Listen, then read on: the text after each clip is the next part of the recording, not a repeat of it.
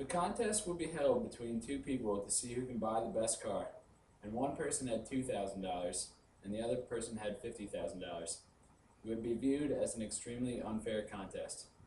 If a beauty contest would be held between a professional model and a pig, the model would be viewed as having a competitive advantage. As an avid fan of Major League Baseball, I have been a witness to this type of inequality for nearly 2 decades. The disparity between the money spent on players between big and small market teams is so large that the competitive balance in the league has been severely compromised. It is clearly apparent that the monetary imbalance is making the overall atmosphere of baseball in the United States of America worse. To prove this point, I will show how instituting a salary cap in the MLB will keep fans interested, how it will improve the competitive balance, and then will offer a solution to the current system. The first thing installing a salary cap will do is keep fans all around the league interested. First, I would like to explain the difference between a small market and a big market team. A small market team, for example, is a team like the Florida Marlins, who has a very small amount of fan base, therefore, through ticket sales and merchandise sales, bring in a small amount of money. A big market team is a team such as the New York Yankees, who has an extremely large fan base, and because of ticket sales and merchandise sale, bring in unbelievable amounts of money.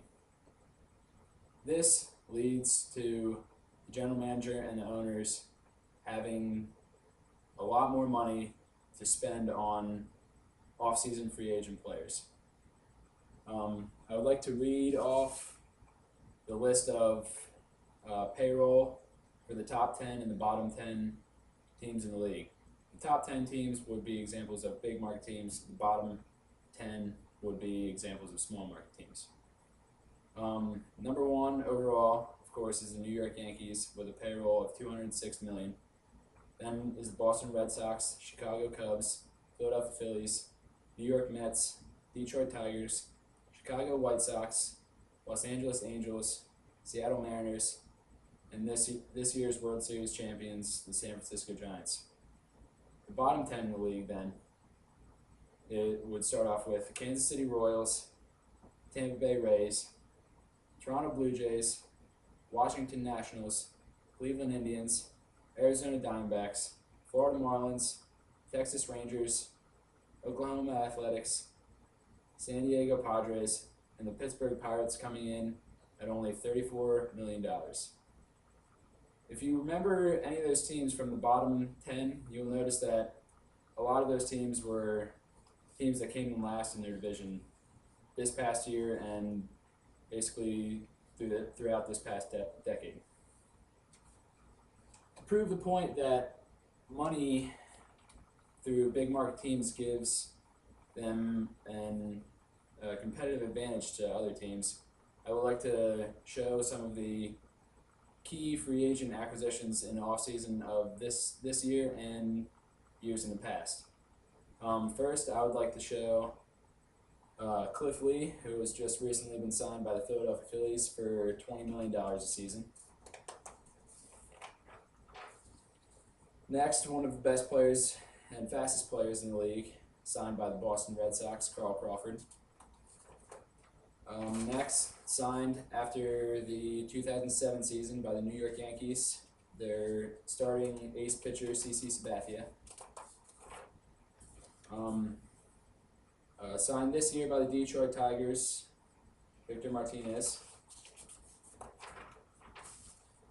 And one of the most well-known and probably one of the most hated players in all of Major League Baseball, Alex Rodriguez, signed by the New York Yankees. As you can tell, each and every one of those players was signed by one of the top 10 payroll teams in the league. Outstanding fact was, in 2009, Alex Rodriguez alone made more money in the 2009 season than the whole Florida Marlins roster, which is completely blasphemous. As well as keeping the fans interested in their teams, installing a salary cap in the MLB would improve the competitive balance. The turnover rate in the MLB is widely known as the worst out of any of the four major sports leagues in the United States.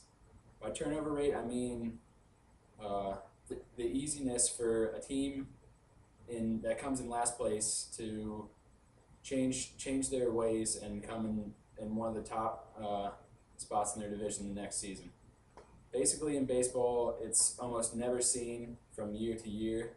It takes about a decade or maybe even more, whereas in the NFL or the NHL, a team can be seen any season from coming in last to the next season winning their division or even going to the Super Bowl. This is very apparent through organizations such as the Washington Nationals and the Pittsburgh Pirates, who haven't been to the playoffs in 29 straight years now. Toronto Blue Jays haven't been to the playoffs since 1993, and it's just not fair because teams like the New York Yankees, they're in the playoffs every single season and have 26 or 27 now World Series championships. Making these changes to improve the league will be possible by offering a specific solution that I'm about to offer.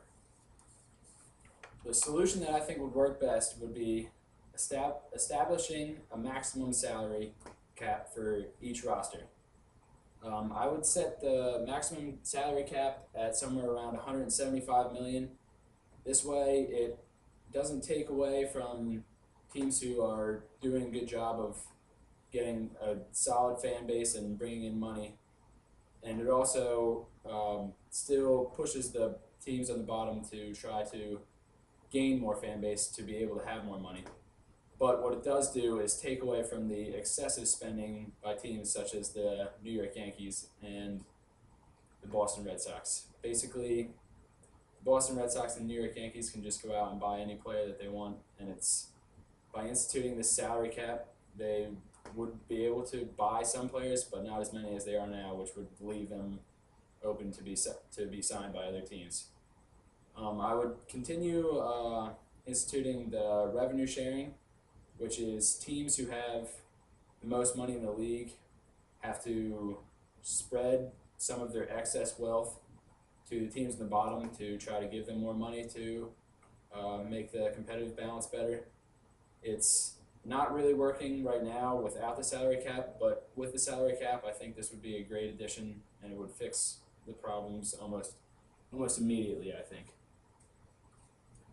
After discussing the positive influences that will become apparent if a salary cap is installed in the MLB, there should be no doubt that it is the right thing to do. The goal of sports is to be fair but competitive at the same time. With the institution of a salary cap, Major League Baseball will reach their goals and become better for it. After sharing this information with you, it should be known why and how an end should be put to the disparity in Major League Baseball.